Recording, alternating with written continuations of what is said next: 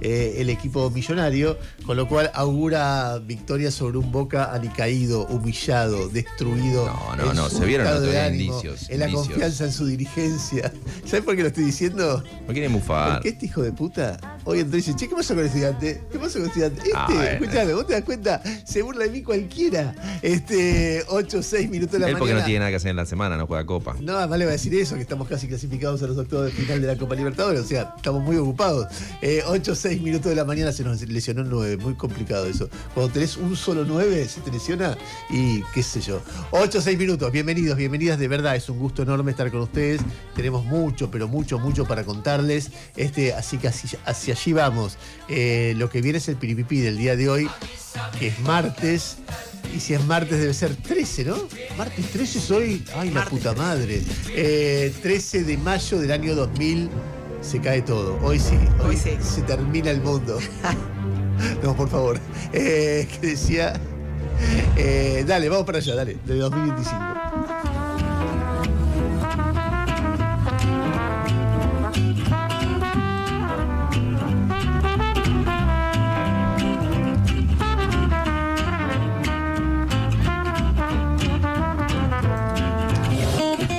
Muy bien, 7 minutos pasaron de las 8 de la mañana y es el momento en que Yami Segovia te cuenta la temperatura. Dale. 16 grados, 2 décimas la temperatura a esta hora, 84% la humedad, una mañana muy linda con el cielo ligeramente nublado y hoy vamos a tener una máxima de 21.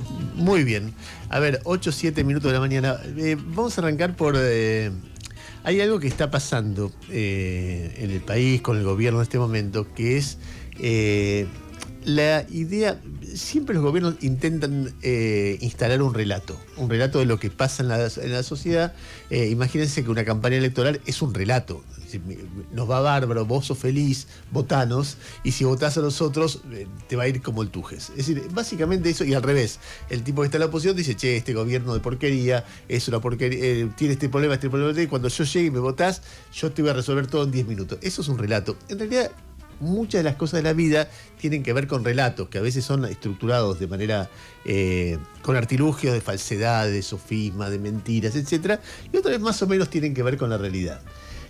Cuando se hablaba cuando Cristina estaba gobernando, que fue la última líder como muy importante que tuvo la Argentina, se hablaba mucho del relato K.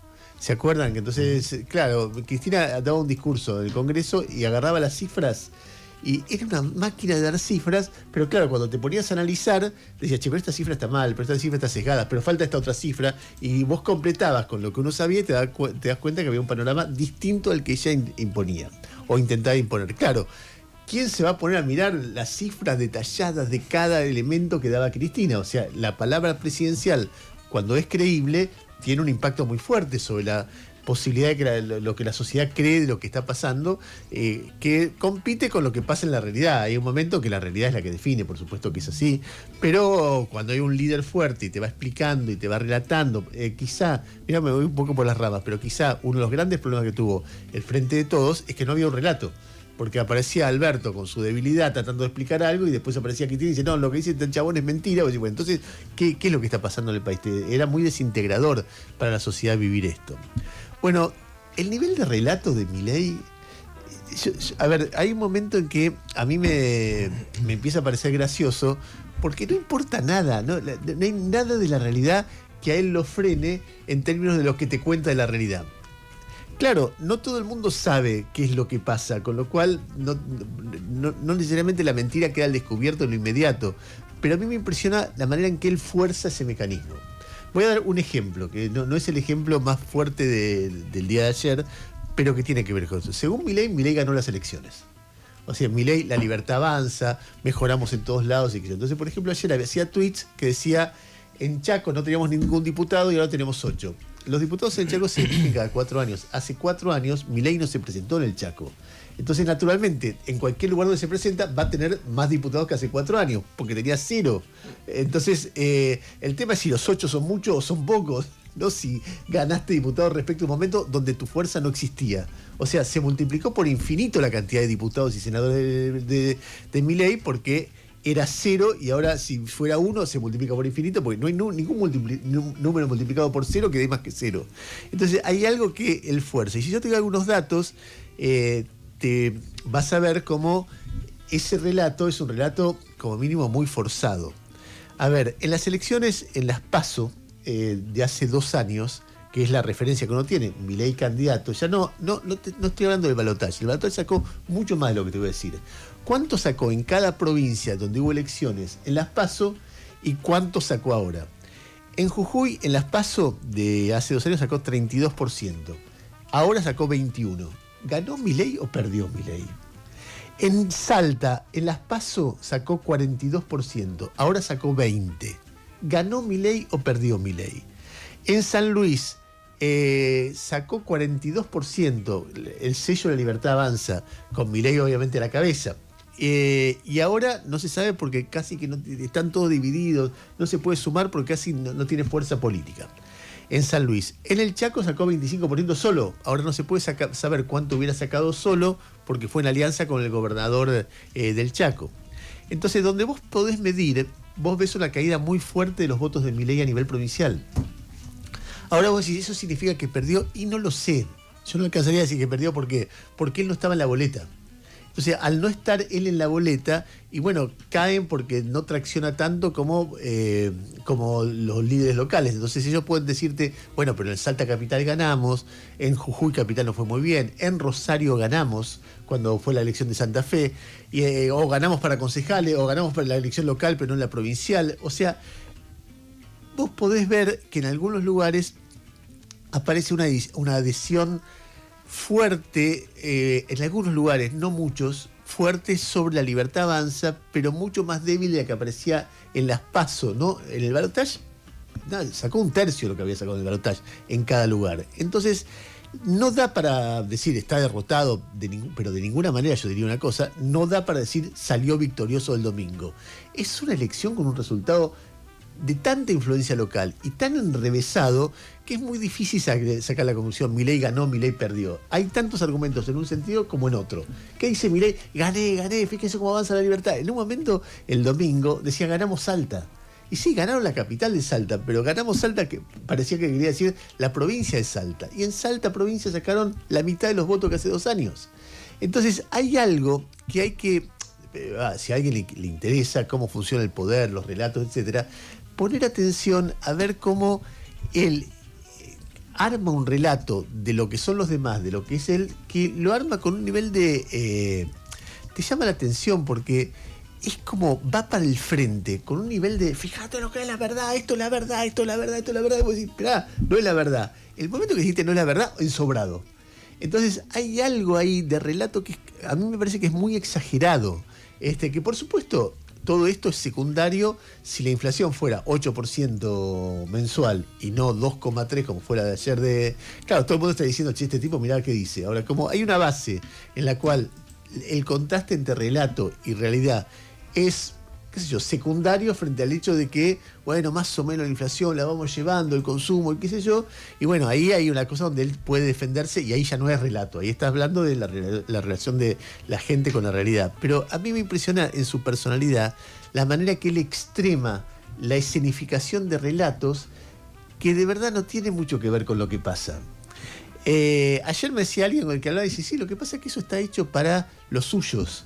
Y ese 30%, 25%, por ahí 35% de gente que lo quiere, que lo sigue, etcétera, repite eso y se van creando una cosmovisión o una especie de, no sé, de lata de conservas, en el cual ellos se convencen a sí mismos respecto a lo que pasa, como si hubiera todo un universo donde todo fuera como carajo, como la misa, como gordos danes, que repiten una y otra vez cosas que no son ciertas o son un poco ciertas o son directamente mentiras, pero van convenciéndolos de que algo pasa cuando algo... en la época, insisto con el tema de Cristina, porque Cristina era una líder muy fuerte también, y uno discutía con militantes kirchneristas, cosas que vos decís, che, está diciendo algo que no pasa, pero están muy convencidos de lo que pasaba. Bueno, esto es eso, pero mucho más elevado. A ver, eso pasa con el gran episodio de ayer, que tiene que ver con la discusión sobre qué pasó en el Senado, por qué fracasó Ficha Limpia. Rápidamente, ustedes quizá conocen, porque nos escuchan, que el proyecto de Ficha Limpia era un proyecto que planteaba que alguien que esté condenado en 2 tribunales por la misma causa, por un hecho de corrupción, no puede presentarse como candidato en el futuro. Eso afectaba directamente a la figura de Cristina Kirchner. Milei dio señales varias veces de que no estaba totalmente de acuerdo con eso. Lo frenó en diputados, después negoció otro proyecto, después intentó empiojarlo a la Libertad Avanza en el Senado, hasta que llegó el momento de la votación. Parecía que iba a salir y que Cristina quedaba fuera de juego a nivel nacional. Y finalmente, en el último segundo, 2 diputados misioneros dijeron: nosotros votamos en contra, y cayó el proyecto de ficha limpia. Inmediatamente, como esos 2 diputados misioneros votaron todo lo que quería Milei en los últimos tiempos, mucha gente, sobre todo el PRO, que era el que lo impulsaba, y al que le convenía decir esto porque le servía la elección porteña, dijo: esto fue Milei. Milei con los misioneros, con Rovira, frenó esto. Cuando sale esto, empieza a haber cada vez más evidencias. Una evidencia, por ejemplo, es que ninguna provincia fue tan favorecida por ATN como Misiones. Cuando surge eso, y lo dice los Penato lo dice en base a una nota que sale en La Nación, que se apoya en las planillas, no es inventada, está en las planillas, está todo. Y sale Milei y dice: es mentira. O sea, es mentira, son unos mentirosos, me están manipulando. Y la verdad es que era verdad. Y en el medio sale una nota de un periodista de La Nación, ¿cómo se llama? Martín Boer. Martín Boer, que vive en Misiones, y dijo: Rovira le dijo a los propios, lo hice por sugerencia de Milei. Y después sale una nota del ministro de Economía de Misiones ayer diciendo: nosotros con esto le dimos gobernabilidad a Milei porque nuestro líder Rovira, en su supremo conocimiento de cómo son las cosas y en la esperanza que nos transmite día a día, dijo que había que hacer esto. Entonces las evidencias son, pero absolutas. ¿Qué hace Milei? Milei da un reportaje. En el reportaje está con Mariana Brey, que es una periodista, una columnista, una panelista que ha manifestado muchas veces su simpatía con Milei. Una vez más tenés la relación entre Milei en medio de un conflicto que lo afecta, eligiendo en medio del caso Libra a Johnny Viale. Y en medio del caso Ficha Limpia, eligiendo a otra periodista que no hay ninguna evidencia que se haya dejado de dar órdenes, pero es una periodista que públicamente ha manifestado con todo el derecho del mundo su simpatía con Milei. Él elige en momentos difíciles gente que sabe que ha manifestado que está de su lado. Y el primer episodio tiene que ver con su celular. Revisame el celular, vas a ver que en mi celular no hay nada. Si están viendo en YouTube en este momento, van a poder ver las escenas. Algunos lo habrán visto, supongo que la mayoría no. Y van a ver la escena en la cual él le dice: revisame el celular, mirá mis mensajes, mirá mi agenda. Si querés te muestro mi celular rojo, le dice después, que es el que hablo con los líderes del mundo. Y ella todo el tiempo, bien, le dice: mire, presidente, es mucho para mí, no quiero revisar esto, no sé si me corresponde. Bueno, escucha, ahí está el audio de ella tratando de verificar. Digamos, uno puede decir 1000 cosas de esto. Primero, que se pueden borrar los mensajes. Segundo, que puede haber otros celulares. Tercero, que hay una secretaria con teléfono de línea que puede llamar a Rovira o a quien sea. Generalmente los presidentes hacen eso. Cuarto, que él en un momento dice: yo para hablar con él le dice: ¿querés ver el teléfono rojo? Que es el que yo hablo con los líderes internacionales. Le dice: no, ¿y usted habla por ahí con Trump? Le dice ella. No, prefiero utilizar los teléfonos de Cancillería. O sea, también están los teléfonos de Cancillería. O sea, eso que hace es para la gilada, porque cualquier persona que se repregunta algo que hace un presidente, Milei o el que sea, dice: me está jodiendo, eso no es prueba de nada. Aparte, ¿no me vas a dar el teléfono que prueba lo contrario de lo que me estás diciendo? Claro, además imagínate que, no sé, en lugar de Mariana Brey, está ahí la pareja, está Yuyito González hace 2 meses o Fátima hace 1 año. Entonces le dice: mira mi celular, a ver si hablé con la otra. Y le da, pero ves que tiene 2 celulares, y ves que tiene secretarios, y ves que evidentemente hay algo ahí de manipulación que es impresionante respecto de esto. Después, en el audio 7, ¿qué es lo que tenemos? Que ahí se me pierde un poquito. Bueno, cuando él trata de hablar, que esto sí da por sentado que todo es mentira. Entonces, no hablé con Rovira, por lo tanto, no fue, los 2 que se dieron vuelta no eran por orden mía. Pero claro, Macri y los Penato le vienen diciendo: sí, fuiste vos, hay un pacto tuyo con Cristina, hay un pacto tuyo con Rovira, etc. Desde Misiones dicen: sí, hay un pacto con nosotros. Cristina no aparece. Pero entonces él va y dice: no es que hay un pacto entre Rovira y yo, o entre Cristina y yo para que caiga Ficha Limpia, sino que hay un pacto entre Macri y Cristina para armar esto para perjudicarme a mí. construye otra realidad. Escúchalo. ¿Sabes lo que pasa? No estaban los votos. No estaban los votos. Por eso nosotros pedíamos que firmaran. O sea, se cayó porque no estaban los votos. Tal vez no era el momento de hacerlo. No era el momento de hacerlo. Pero ¿qué es lo que pasa? Digamos, esta gente es perversa. Con tal de una ventaja electoral son capaces de mentir, de decir cualquier barbaridad. Si yo tengo que pensar en un acuerdo, y para mí hubo un acuerdo entre Cristina y Macri para ensuciarme a mí. ¿Sabes por qué? Porque el único que pierde con esto soy yo. Porque básicamente, ¿qué es lo que hace? Cristina logra que no salga ficha limpia. Y Macri me ensucia a mí, digamos, para conseguir una ventajita electoral. Eso es la política argentina. Es cierto que esto podría beneficiar, bueno, a Cristina sigue en juego y a Macri podría beneficiarlo, pero tal vez no tiene nada que ver con un acuerdo entre ellos, sino que Milei quiso hacer algo y que le salió mal y que quedó todo expuesto. Bueno, Macri, que viene siendo la gran desilusión de Milei, Macri es también un personaje, Macri, los Penato, analizar en todo su cinismo con el tema de la desilusión con Milei. Voy a decir algo después de escuchar los audios, pero escucharlo Macri hablando de este tema. No, la verdad que era para reflexionar qué está pasando en la Argentina, hacia dónde estamos yendo, porque es una alucinación seria, ¿no? Me ha provocado una terrible, una tremenda desilusión, porque no se puede decir ya cualquier cosa. No se puede. Escuchá un poquito más de Macri. Infinita desilusión, porque es una alucinación, una seria alucinación, es un disparate cósmico lo que acabamos de escuchar y la verdad que, bueno, estoy tratando de reflexionar qué es lo que está pasando, porque la verdad que me da mucha tristeza. ¿Y cómo afecta esto a un posible acuerdo en la provincia? No voy a emitir más opiniones, estamos concentrados en el 18 a votar para cuidar lo que logramos. Bueno, a ver, la palabra desilusión, usted me desilusionó, usted me defraudó, la primera que lo usa es Los Penato. Y ahora lo usa Macri. Los Penato es la candidata del PRO en la ciudad. Muy brevemente, a ver, en estos tiempos Milei hizo un discurso homofóbico terrible en Davos. En estos tiempos Milei ha dado señales de perseguir, escrachar artistas, periodistas, por donde vos lo veas. Milei ha intentado, en realidad ha logrado meter en la Corte Suprema por decreto a un ministro que después fue rechazado por el Senado y tratar de meter a dos. O sea, todas las cosas que hizo Milei son mucho más graves que esto de ficha limpia. Macri se desilusiona solamente cuando compite electoralmente porque Milei no quiso que él entrara en sus listas, no quiso hacer un acuerdo.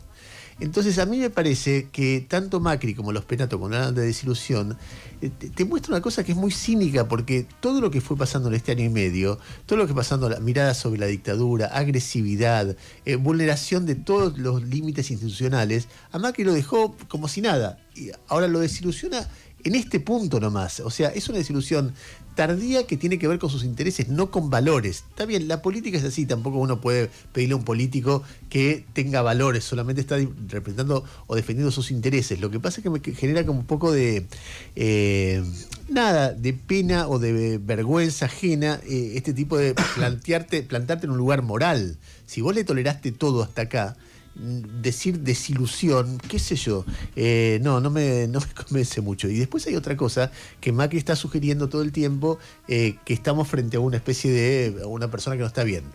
Alucinación, disparate cósmico. Nos estamos preguntando a dónde estamos yendo con este personaje. Recién ahora, Mauricio, de verdad. Vos no era que quería ayudar y que lo que importaba y que la gente votó esto, no sé, hay algo de Macri que de reacción cuando le toca a él que no me gusta, porque en el medio hay un país. En todo caso será cuestión de que tal vez los dirigentes del PRO reflexionen sobre qué pasó en el año y medio. Hay una excepción a los dirigentes del PRO, no los que se fueron, no tipos como Pablo Abeluto, que siempre dijeron desde el principio que esto no les gustaba, que es Laura Alonso, con quien yo siempre me llevé mal. Desde el principio empezó a tuitear, che, esto se aprieta a la prensa, esto no es democrático, esto para pasar por encima del Congreso. Ella estuvo todo el tiempo marcando este tipo de cosas, pero el resto, la verdad que no han dicho nada. Recién ahora empiezan a decir algunas cosas. Este conflicto, Milei diciendo que ganó las elecciones cuando perdió, Milei diciendo que él no volteó ficha limpia cuando están todos los datos de que sí lo volteó, genera también un conflicto que va creciendo con el grupo Clarín. que no es recíproco, no es lo mismo que pasaba en el kirchnerismo, donde el kirchnerismo le pegaba al grupo Clarín y Clarín devolvía, sino que acá es básicamente Milei contra Clarín, y Clarín, informando con independencia, con criterio propio, muchas veces crítico, muchas veces no tan crítico como a mí me gustaría, pero no es la misma dinámica que... Lo que estoy marcando es que la dinámica no es la misma. Pero los argumentos, lo que dice Milei, vos vas a los archivos de 678, Kirchner en 678, es casi un espejo. Todo el tiempo es Clarín miente por intereses, esa es la mirada de Milei. Escuchá, además con errores, porque por ejemplo, como decía Jairo hace un rato, la nota que muestra que Rovira es el que da vuelta a pedido de Milei los 2 votos, la publica La Nación, no Clarín. Clarín la publica en segunda instancia. Pero esto es lo que podés ver de la bronca que Milei le tiene a Clarín. Escuchá. Saltando defensa de la competencia, se compraron a Telefónica en una operación de 1.500 millones de dólares. Porque se creen que son los dueños del país y pueden hacer lo que que yo ceda en entregarle las comunicaciones a la Argentina y ellos hagan lo que se les da la gana. Luego sigue contra Clarín, escuchá. Esa historia de que hubo un momento en que Clarín tiraba un gobierno con una tapa y hoy ya no la escuché tantas veces en el 2008, 2009. ¿Te acuerdas que era una frase antes Clarín tiraba y ahora están calientes porque no pueden tirar un gobierno con una tapa?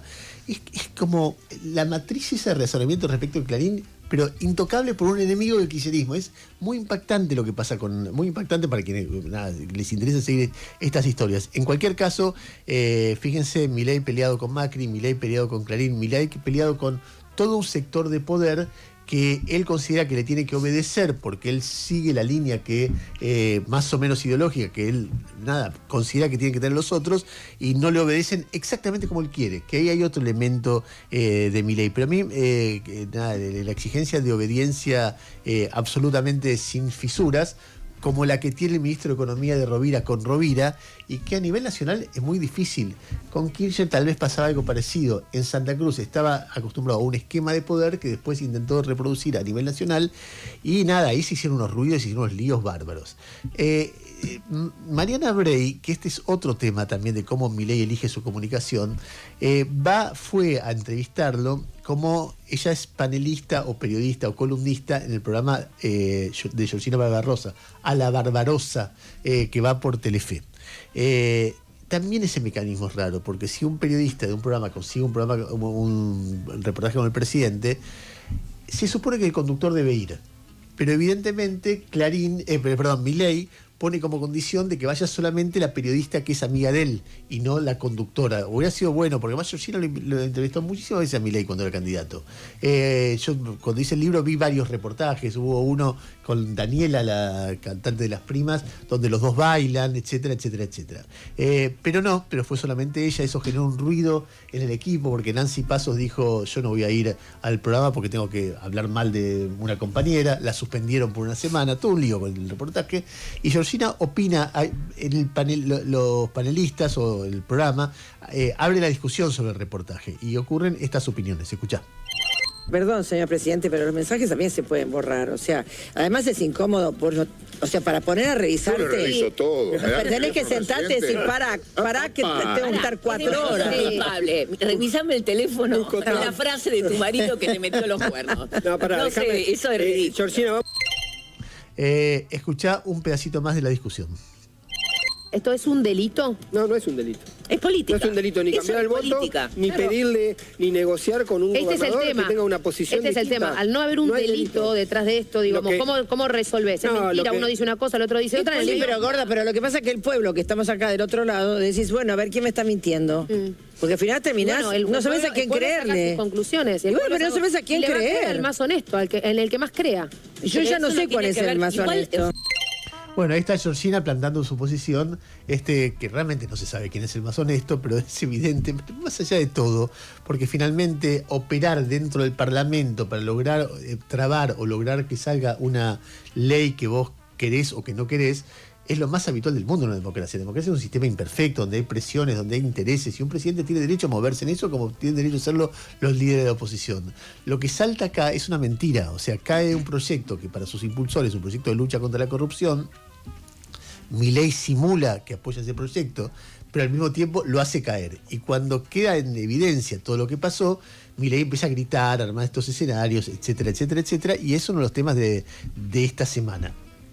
A ver, esta semana es importante, ¿por qué? Porque hay elecciones en la ciudad de Buenos Aires y hay todo tipo de especulación sobre cómo va a salir. Ustedes saben que los 3 principales contendientes son Leandro Santoro, por el peronismo o la versión del peronismo porteño, por otro lado Manuel Adorni, el vocero del presidente, por la Libertad Avanza, y Silvia Lospenato por el PRO.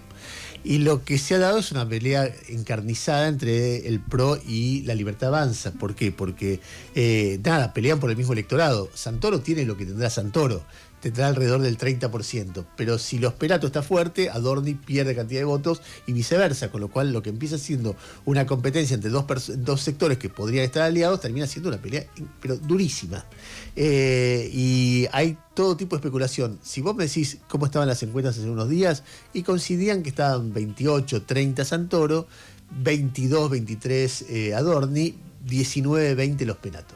Algunos dicen, con esto de ficha limpia para el público porteño es terrible para Adorni va a caer y va a subir Lospenato y andás a ver cómo sale el segundo puesto. Otros dicen, mirá, la baja de inflación, el número de inflación bajo de la Ciudad de Buenos Aires, más el número de inflación seguramente bajo que va a salir ahora, le va a dar un impulso final al gobierno y Adorni va a crecer, y entonces la pelea va a ser por el primer puesto entre Adorni y, no se sabe, entre Adorni y Santoro, la verdad que no se sabe. Otros dicen, fíjate lo bien que le fue a la Libertad Avanza en las capitales. En Rosario le fue muy bien, en San Salvador de Jujuy le fue muy bien, en Salta le fue muy bien. ¿Y qué es la Ciudad de Buenos Aires? Una gran capital, con lo cual, si sacaron cerca de 30 puntos en esas capitales, no tiene por qué sacar menos en la capital, en Cava.